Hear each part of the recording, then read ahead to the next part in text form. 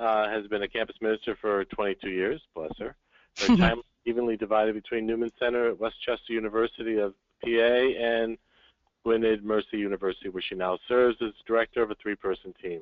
In the last 7 years, she has been on various directing teams for Campus Ministry Leadership Institute. And for the last 2 years, she was director of Session 1. And this year, she is only one session, so she's it. So we welcome her and thank her for taking the time to present this webinar on behalf of CCMA. So at this point, I will turn it over to Christine Eberle. Thank you so much, Deacon Frank. Despite getting started 10 minutes late, I think the last thing we should sacrifice is prayer. So let's just take a moment and be still and put ourselves, as we always are, in the presence of God. Scripture says, "I know the plans I have in mind for you, says the Lord, plans for your welfare, not for woe." And so, our gracious God, as we begin this conversation about planning, we ask that you send your Spirit to empower us, to bless our conversation, to enlighten our minds, and to keep straight our paths. In Jesus' name we pray. Amen. So, thank you. Campus Ministry Leadership Institute, let me start there. It is a real joy and has been a joy in my life for the last 7 years or so. I had heard about it over the years. I had heard people go on and on about how transformative it was, but I didn't entirely believe it until someone invited me to be on the team, and I started sending working teams from my own school, and I really got to see it for myself. So the purpose of this webinar is twofold, and I've been calling it kind of a hybrid course. I want to share information about CMLI with you to help you make an informed decision, maybe persuade you a little bit about coming to CMLI, but I don't just want this time to be an infomercial. You don't have time for that. So I also want to share some of the learnings from CMLI about project planning and the resources, share some resources that are available to you right now, whether or not you attend. So here is where we're going. Oh, good Lord, why doesn't my keyboard work? Seriously? Okay. Okay, so here's the roadmap. We're going to start off by talking about obstacles to planning well. Okay. You could probably give me your own litany. We're going to talk about the CMLI advantage, how coming to this institute can help you with that. We're going to talk about resources that are available to you right now, share some lessons learned in the CMLI process, and finally some details about things to know if you go. Okay, so we'll save that sort of stuff till the end. And I don't know why I'm using the word we. I sound like I've slipped into the royal we here. So, okay, tell me if this sounds familiar. You are trying to gather students around the table for a planning meeting. You need to work on a retreat maybe, or come up with a schedule of topics for your education nights in the coming semester. And you know how hard that is to do, to get everyone around the table, because what happens is you hear a lot of excuses. So I'm going to test the question bar by saying, please go ahead right now and type in that bar your favorite excuse, or maybe your least favorite excuse that you've ever heard from a student about why they can't make the meeting to which they had been committed. Okay, and I'll go through my list, and then Deacon Frank, if you've gotten some responses, you can go ahead and read them. So perhaps this will sound familiar to you. Oh, I have another club meeting at that time. It's my grandmother's birthday. I have a floor meeting. I have a test tomorrow. I have a night class. I have so much homework. My mom needs the car. I have to come late. I have to leave early. I have to work. What meeting? And my personal favorite, I overslept. For a 5 o'clock meeting, there seems to be no time of day for which students cannot have overslept for a meeting. Deacon Frank, did you get any good answers? Did you get any answers at all? I probably did, but I can't see them, unfortunately. Oh, because you're blind. It's a little technical at this end, so sorry, but I'm going to keep working at that for the rest of the summer webinar, and if you want to continue from there. If anybody wants to speak with an idea, they can just raise their hand. I'll unmute them. Thank you. Sorry. Okay, if anybody has one that you didn't hear on that list that you would really like to share with the group, raise your hand. Anybody, Frank? No, how about the technology's not working? All right, we're just going to I'm sticking with it.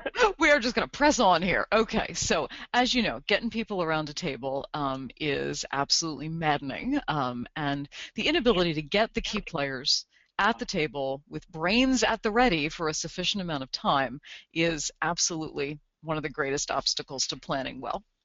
Here's the other great obstacle: the tyranny of the urgent. Okay, now I have borrowed, stolen, copied this directly from Stephen Covey, The 7 Habits of Highly Effective People. And you may be familiar with this, so I'm not really going to dwell on it, but I find that it's very true. We can divide our life and our work into things that are important or not, urgent or not. And as you see from the grid, the place we want to be most of the time is right there where that diamond is, the quality time. Sometimes people call it the zone. We want to be working on things that are important but not urgent. That way we have the time we need to focus on the important things well and serenely. Okay? But too much of the time we get dragged into the urgent. Now, sometimes it's also important, as you see from the graphic. If something's on fire, we should put it out. We can't schedule a better time to deal with that. So if a student walks into our office crying, if we have a death on campus, if it's the day before Ash Wednesday or a retreat or a major fundraiser or any of the other non-negotiable priorities of our ministry, that's probably where we need to be, and that's okay. Though personally, I find it really helpful to hold myself to an imaginary deadline about a week out so that I can work on things more calmly and not get dragged into panic mode, and so that there is time available when the truly urgent things arise, though sometimes that just means I panic a week early. But way too often, the stuff that is urgent is not important at all, at least to us. I don't want to see a show of hands on this because I think it would be depressing, but think about how many times a day you have to stop what you're doing, interrupt your train of thought because the phone rings or an email comes over and someone wants an answer right now, something that is like nowhere on your priority list. We can maybe comfort ourselves with the knowledge that being responsive is one of the ways we build trust and grow relationships, but in the moment that is not terribly comforting. We can also set our email so it doesn't ding or pop up and make things feel more urgent than they actually are. But the bottom line is, no matter what tricks we try, the tyranny of the urgent is another major obstacle to planning well. Right up there with the difficulty of getting everyone around the table, which, come to think of it, is probably a symptom of the tyranny of the urgent in their lives. So what do we do? What's the alternative? Is taking time to plan well is so challenging. What you're looking at now is the title of a popular book on mindfulness. Wherever you go, there you are. Doesn't that sound lovely? Doesn't it sound serene? And no one can deny that it's true.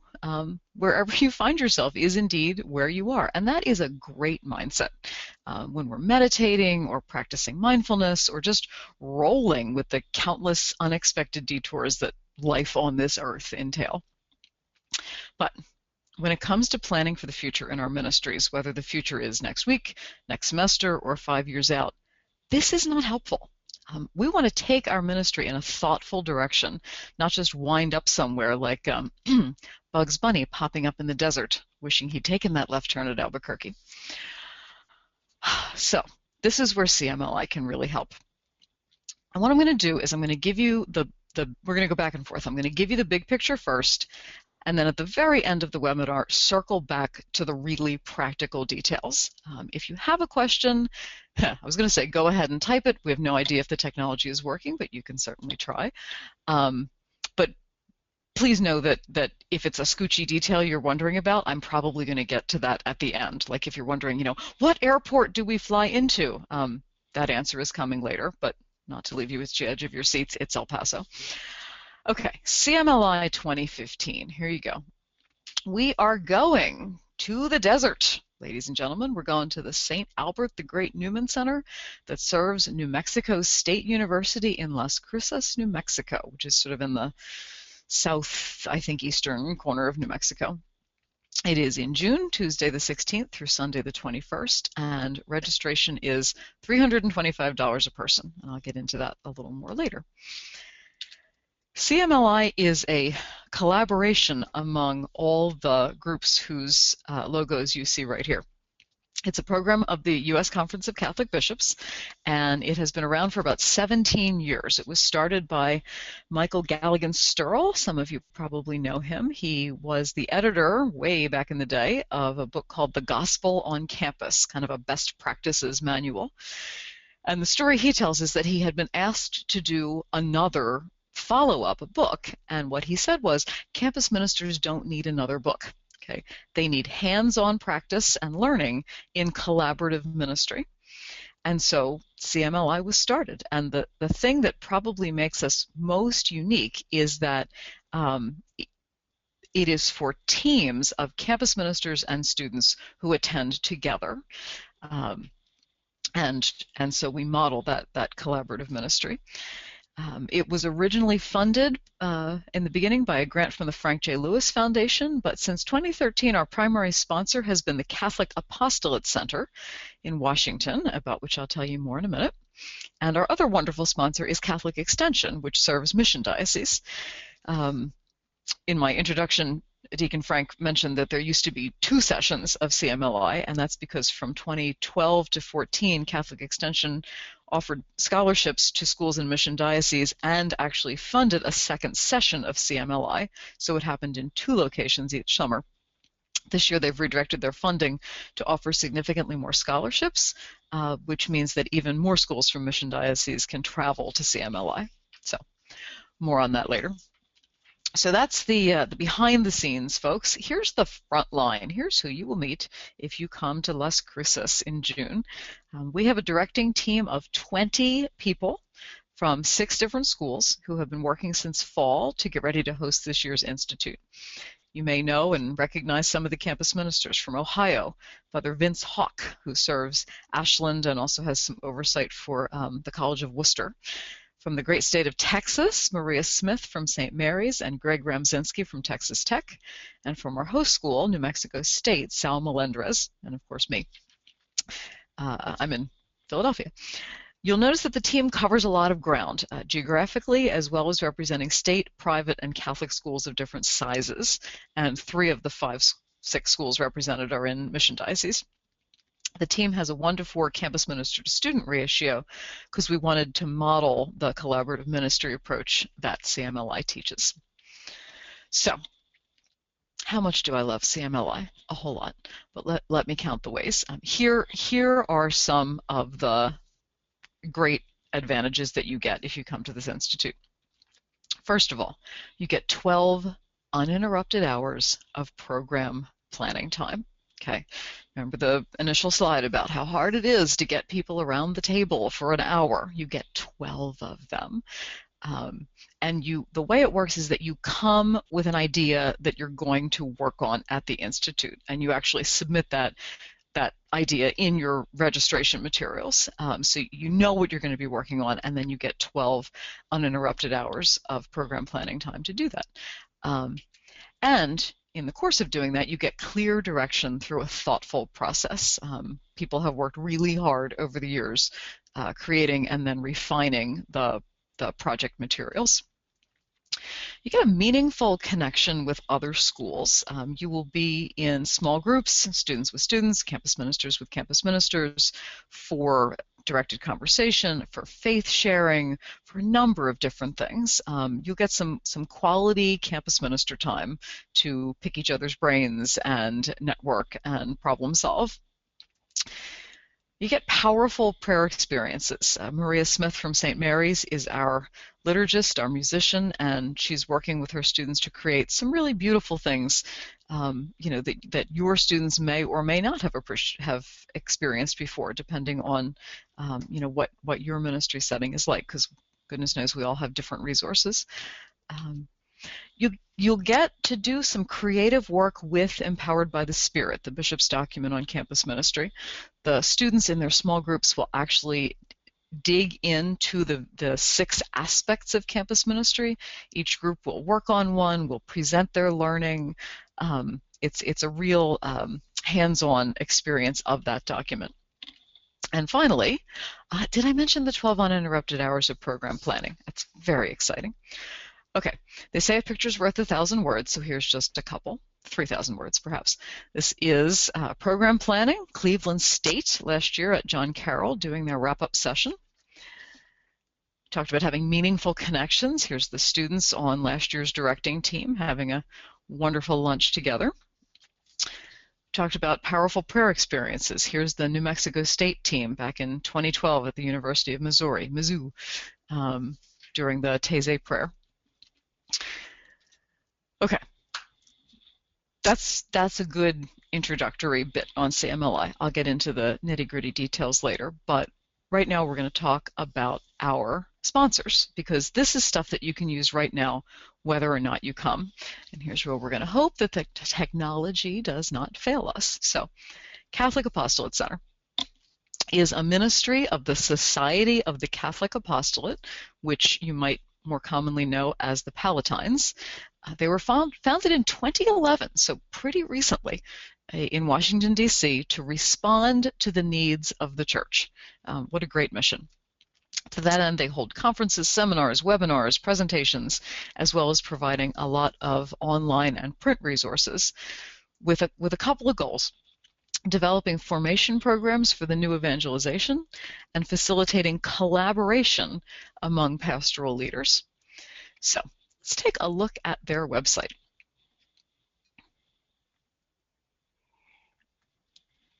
All right, welcome to the Catholic Apostolate Center. You'll see up at the top here where it says visit our page of Lenten resources. There's a lot of, maybe I'll just swing through them quickly, a lot of different things that are highlighted and featured. Excuse me, I don't usually talk this much.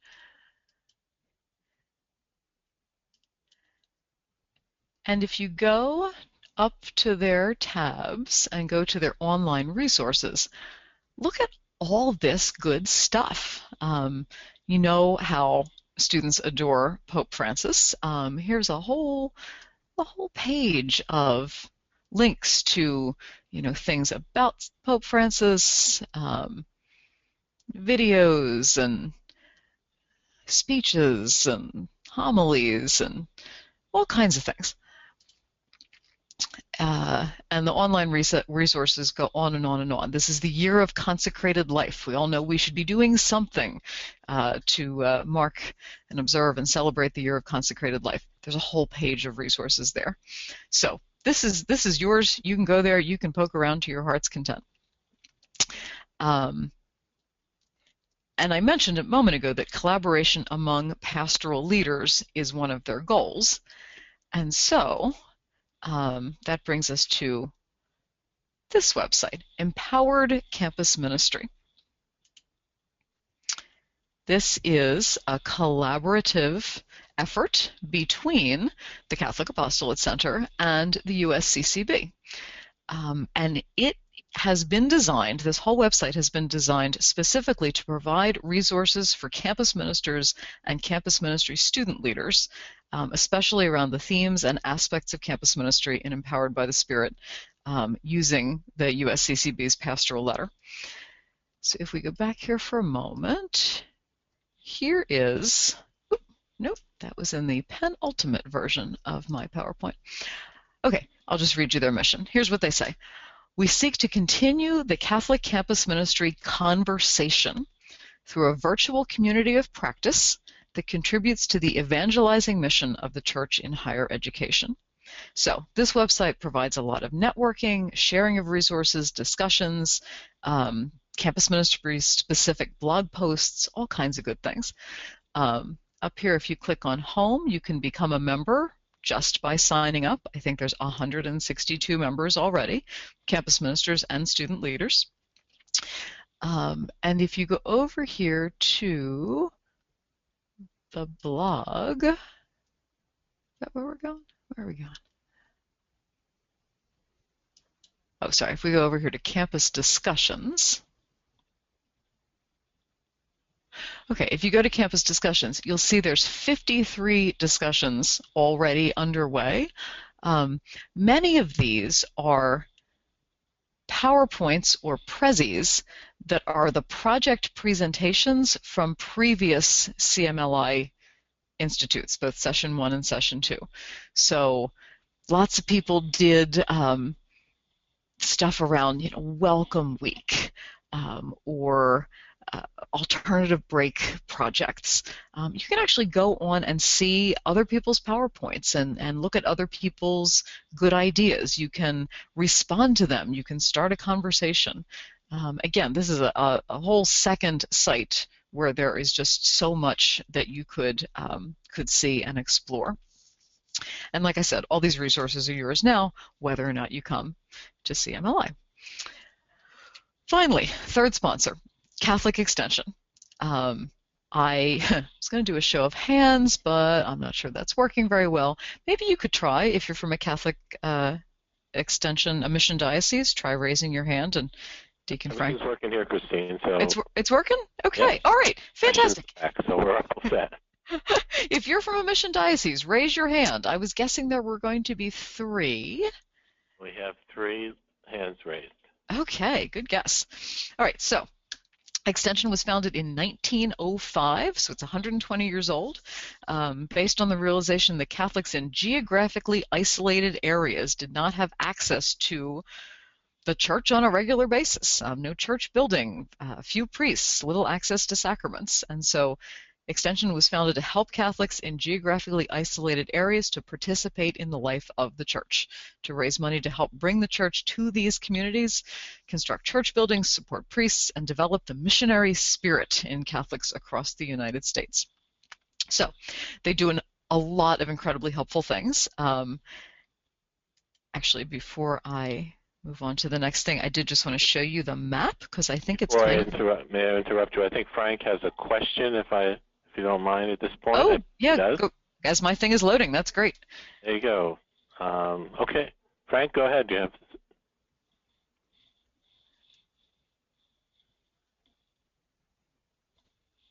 Frank, your microphone is open. Okay. Well, perhaps he didn't have a question. The hand was up by accident. So if you do have a question again, feel free to raise your hand, and I'll clear that. Okay, sorry. Go ahead, Christine. Okay, and he might have been responding to my show of hands, because Frank, I think, is from Maine, which I think should be mission territory. All right, this isn't loading. Gotta love technology. Oh, wait. There it is. Good Lord. Here we go. So I wanted to show you the map of mission diocese, which I used to know exactly how to get to. Mission diocese, there we go. Because I think it's kind of amazing. Look at that. There are mission dioceses all over the country. And I mean, you can see that big swath of the Northeast through the, northern part of the Midwest. You can see, some things around the perimeter. But there is an awful lot of mission territory out there. I lived in the Diocese of Richmond for a couple of years and know that phenomenon very well. So, Catholic Extension is offering scholarships to, I believe, 14 teams from mission dioceses to come to CMLI, and the scholarship covers 200 of the $325 registration fee and travel expense of up to $800, based on a formula of about $160 a person. So if you are in a mission diocese, you probably got that information already, and the deadline is just under 3 weeks away. So the bad news is, if you're from a mission diocese and you're just now thinking you might want to do this, you have to hurry up and apply. But the good news is you will be notified of your acceptance in plenty of time to register and to find good airfare to El Paso. Okay, so we're going to get into content now, moving from resources to lessons learned. So we want to make sure, this is the sort of the framework for a lot of the work we do in CMLI, is to make sure that people are using their whole brain. Maybe we could try the show of hands thing again. Can you raise your hand if you are familiar with the Herman Brain Dominance Inventory, HBDI? Sometimes it's just called colors. It's not true colors. That's another system that's similar but not the same thing. Deacon Frank, are you seeing hands? Yep, just one. Okay. Up two. Yay. Okay, so HBDI was developed in the 70s by a man named Ned Herman. It is based on brain science, which I am not going to attempt to explain right now because you would know I was faking it. But essentially, Mr. Herman suggested that different quadrants of our brains are responsible for different ways of thinking and working, and that each of us has a dominant quadrant, or maybe two, that predisposes us to think and work in a certain way. As with most personality systems, our preference is initially invisible to us. We just think that's the way the world is, okay? We look at the world not through rose-colored glasses, maybe, but definitely through the lens of whichever color represents our own brain dominance, which most often works for us, but which doesn't serve our teams or our ministries very well. So to pare colors down to a truly appalling minimum, yellows are big picture people. Blues are bottom line people. Greens are detail people. And reds are people. And obviously, we can have strengths in more than one color, but there's usually one we stink at. Part of what CMLI teaches us is to know our own strengths and our challenges, to appreciate the diverse gifts of others, and to be intentional about using our whole brain both by working in each quadrant ourselves and also by pulling together teams that represent all the colors and so can be attentive to the needs of everyone, not just people like us, because we have a really bad habit of programming to ourselves. Okay, so one big lesson of CMLI is just working with the colors and being able to sort of do a workaround and use your whole brain. Okay. The other important lesson of CMLI when it comes to program planning is to go through the steps in order, okay? And we actually practice that in the course of CMLI. When I talked about those 12 hours, it's not like we just give you 12 empty hours and a starter pistol, okay? You get a program planning manual that walks you through the steps of planning in order, and the order is important. So here's how we go through it. We start with why. You got to know your what, then figure out how, and finally make sure you know who. Okay, so let me talk about that a little bit. In my experience, the vast majority of student leaders, whether we're talking about campus ministry or student government, are greens and reds, which would be detail people and people. You're always going to have your color coding list makers, gotta love them, and you're always going to have your life of the party people, the people who make sure everybody else is having a good time. Their questions, the questions that they usually bring to the planning process are, how are we going to get that done? That's the green question. And who's going to be involved? That's the red question. But you'll notice, if you look at the slide, that these are steps 3 and 4. Okay, jumping right to the third step is problematic. It lands us in wherever you go, there you are territory. Okay, so it's always worth starting by asking why we're doing what we're doing. We think it's obvious, but it might not be. Just to give you a little example, on February 20th, I am having a big bingo night fundraiser for our alternative spring break program. Now, why are we doing that? If the answer was to make as much money as possible, I really ought to cancel bingo. I should focus my energies on grant writing or major donor cultivation if the goal, if the why is just about making money. But for us, it's also about building community and making connections. ASB alumni come back every year. It's kind of a reunion for them. Parents come, which may be their only opportunity to meet us and to meet their child's ASB team members. We hold bingo after we're back from our trips so that we can show pictures and tell stories and share the good news of what happens on the trips. And we make about $2,500. There's a lot of different ways to make $2,500. We could sell a lot of baked goods, we could raffle off some awesome prizes, and we do those things too. But knowing the why of bingo helps us figure out the what.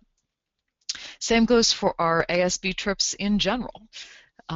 we decide that part of the why we do this trip is to cultivate distinctive Mercy graduates. I know there's 2 other Mercy schools on this call.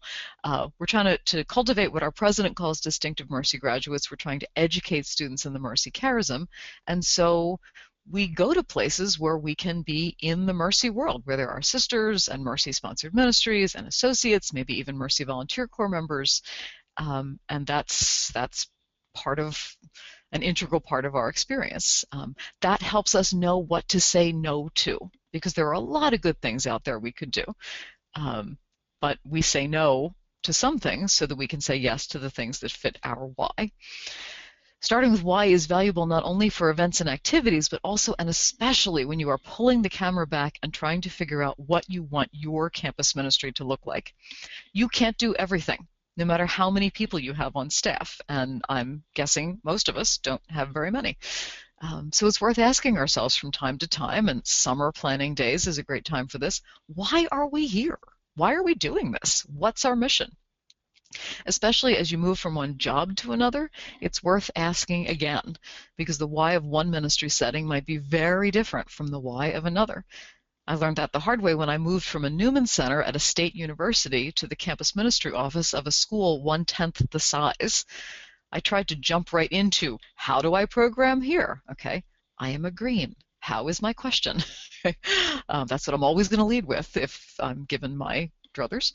But I jumped right into how do I program here without stopping to ask, what am I doing here? And more importantly, why does the Office of Campus Ministry exist at this school? Our what turned out to be very different. Our why and our what, very different from the Newman Centers, but okay, good even. But until I backed up and figured out the why, the what was nothing but frustrating. So it is not easy to take steps in the right order, especially if your dominance, your preference, your strength is around one of those later steps, but it is incredibly helpful. And speaking of climbing those steps, here's a little bit of bad news, or good news, depending on how you look at it. New students, new process. There is a risk, if you work somewhere where programs and activities get repeated on an annual cycle, to just pull out that file year after year. Maybe you had students involved in the initial planning process, and it was a good process, and it had a good outcome. But here it is, 3 years later. Those students have graduated, and the student leaders you have now have no idea what the origin of this thing was. If you don't stop and go back to the beginning with them, think it through again, make sure they're on board with the why, see if the why has changed, it's going to be like making a copy of a copy of a copy. What was once clear and sharp is going to get all fuzzy and faded. Just as an example, and this is not one I'm entirely comfortable sharing, but we have a Take Back the Night event every April here at Gwynedd. And I have sort of a tangential involvement in the planning process, which is a fancy way of saying I'm not in charge. And this year, not one of the students on the planning team attended last year's event or any other year's event. And so I keep trying to pull the conversation into why do we do this, but the tyranny of the urgent, the gravitational pull of logistics keeps dragging us off of that, and so we get totally bogged down in how many luminaries do we need and what time does the sun go down that night so we'll know if the candles will be visible or not. And I can't seem to get anybody to talk about whether or not there's sexual violence on our campus, which would really help shed a little more important light on this issue. But there you go. We are totally cut off from the why in this particular instance. Okay, I need a drink of water, excuse me. So there you have it. Those are a couple of the gleanings of CMLI around program planning.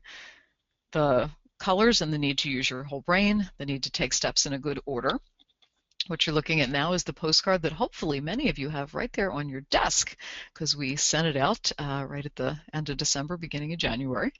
And that has the website that you can go to, and of course, through the wonder of Google, you can just, do that. Heading out into the desert. Here's some deadlines you should know about. Mission Diocese Scholarship Application, Wednesday, March 18th. That's a really firm deadline. Scholarship recipients only have to pay $125 per person. Extension covers the remaining $200 and up to $160 per person of travel costs for a team of up to 5 people. And you will be notified of acceptance in time to register. Speaking of which, registration deadline, Monday, May 4th. The information you have to know at that point is your team members' names, contact info, dietary needs, t-shirt sizes, and very importantly, to have a project description.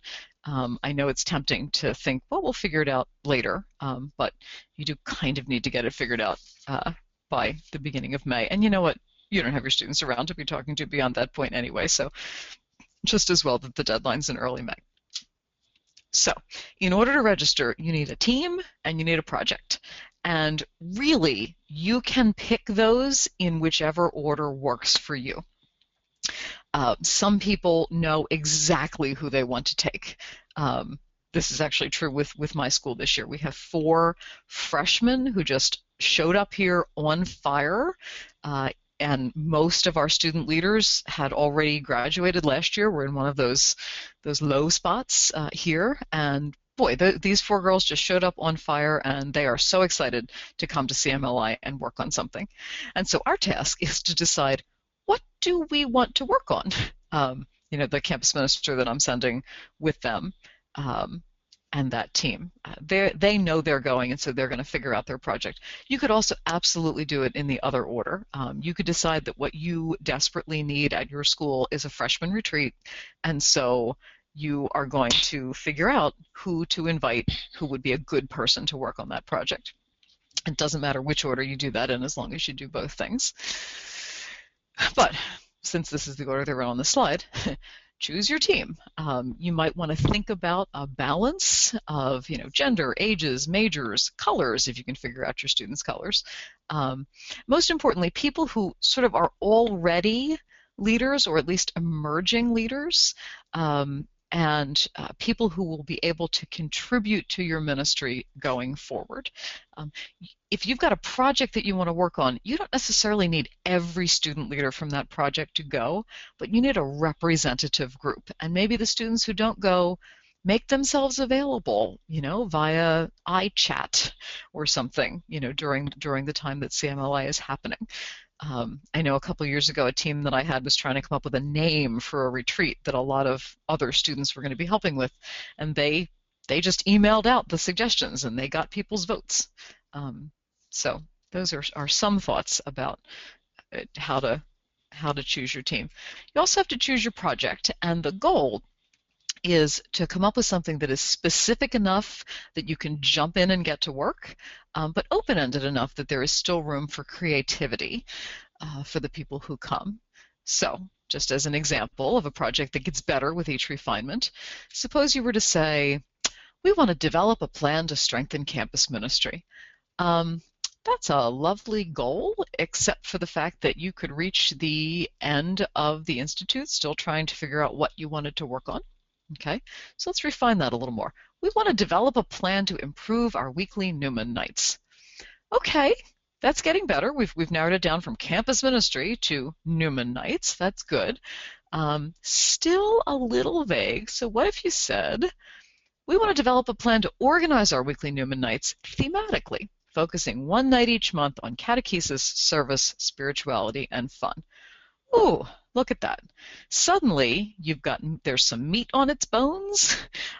It's specific, but it's not already all planned out. This is something that people could really get to work on. So, choosing your project is the other important thing to do. Of course, you have to make your travel plans. I mentioned that the closest airport is El Paso. The airport transportation, if you're not renting a vehicle, is from the Las Cruces shuttle. It's about 45 minutes from the airport to the campus. There are group rates available, and in the paperwork that we send you after you register, we will ask for your travel plans. So if you are arriving in close proximity to another team, we will put you in touch with each other so that you can take even better advantage of that group rate. Plan your travel to arrive by about 3:30 on that Tuesday, so that could mean that you need to come in the night before, which is an extra $35 a person. And you can check out, the program really ends late Saturday night, so you can check out anytime Sunday morning, or you could opt to stay, stash your bags and go explore, stay over one more night if you never get to the Southwest and this is your chance. And just for your information, housing will be in one of the residence halls. The campus ministers will be in singles, I promise, unless you ask for a roommate. And the students will be in doubles, and the structure of the res hall has a bathroom between every other room, so you will only be bathroom paired with someone, a campus minister of your gender. Okay. Of course, you will mail your check. That $3.25 a person covers 5 nights housing, all program materials, all meals from dinner Tuesday through breakfast Sunday, except the one free night, a sweatshop free T-shirt, always a delight. And as I said, if you want to stay an extra night, $35 a person for the residence hall. Okay, and of course, the other thing I wanted to say about mailing the check, sorry. If you happen to be receiving a Mission Diocese scholarship, Extension sends that $200 per person to your diocese, and it is up to you to work with the diocese to get the money to us. Okay, so just wanted to put that out there. Okay, you will of course meet with your group before you come if you possibly can. You will pray, you will make sure they have read Empowered by the Spirit, especially those 6 aspects of campus ministry, and you'll make sure everybody understands and can articulate your project. And when you register, we'll actually send you a pre-institute session that talks you through that meeting. Whew, I was speeding up there because I saw we were getting close to the 10-minute left mark. So here you go. There is the website. This team is from Case Western Reserve University from last year. But we've got about 10 minutes left, and so Deacon Frank, maybe this is a good time to unmute people. If you have a question, if you want to raise your hand, or if you want to type something in.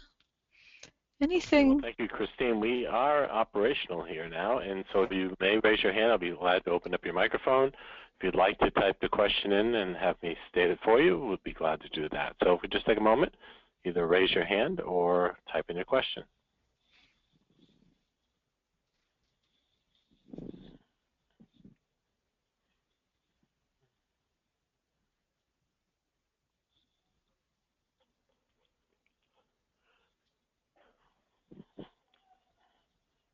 Okay, Christine Diane has a question, and I'm going to open up her microphone. Go ahead, Diane. Christine, do you know, is there any plan to either alternate where the CMLI takes place in terms of, where in the country, or to add a second one again? There is not a plan to add a second one again, but there is definitely a plan to keep it moving around the country. This is my last year as director. Sal Melendrez from New Mexico is taking over next, and he's working with Barbara McCrabb to plot out the locations for the next 3 years. But we'll definitely get down south again. We'll definitely get up in the Northeast again. It's going to be a movable feast from now on, so that it will come in range of people every couple of years. Okay, thanks. Okay. Good to hear your voice. You too. I'm sorry, I cut off her voice. We do have a question here from Siobhan. He says, would this experience be appropriate for teams with non-Catholic members? Oh, Siobhan, thank you. And you're one of our Mercy School people, so I appreciate that question very much. It is appropriate. I have brought students who aren't Catholic on the working team. I've brought students who aren't Catholic on the directing team.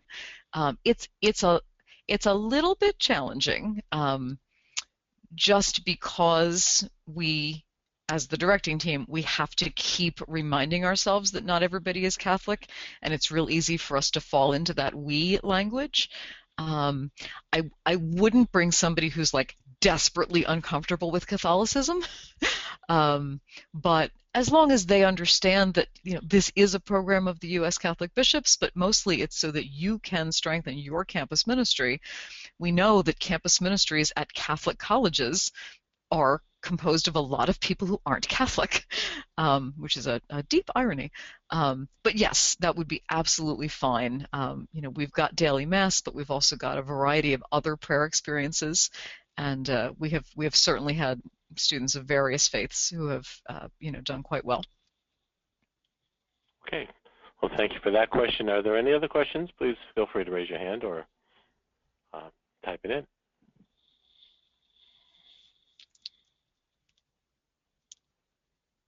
Okay, Frank has a comment. Says, thanks, Christine. Well done. Aw, thanks. And we'll just give it another moment. Anybody else would like to raise their hand or write in a question? I don't know. We're almost 30 seconds away from 60 minutes. That's almost perfection. All right. I love perfection. All right. Well, I'm not seeing any other questions. If you'd like to wrap up, Christine, and then we'll say thanks to the folks. And I just have an announcement at the end. Okay. Well, I want to apologize again for the technical glitches at the beginning. I'm so glad they were resolved. Thank you, Frank. It has been a pleasure doing this with you, and I hope to see a lot of you in the desert this summer. Okay. And on behalf of CCMA, we'd like to thank you, Christine, for taking the time to present this presentation to us today. For all of you who were on the call and any of your colleagues who would like to participate in this will be available online through CCMA. They will send you a link shortly with the information on how to watch it. And while we have everybody here, I'd like to also mention that CCMA is asking to be sure to join us on March 25th at 2 p.m. for Paul Jarzembowski's webinar, which is What's Next? Helping Students Plan for and Move into Young Adulthood Beyond Graduation. And on April 14th at 2 p.m.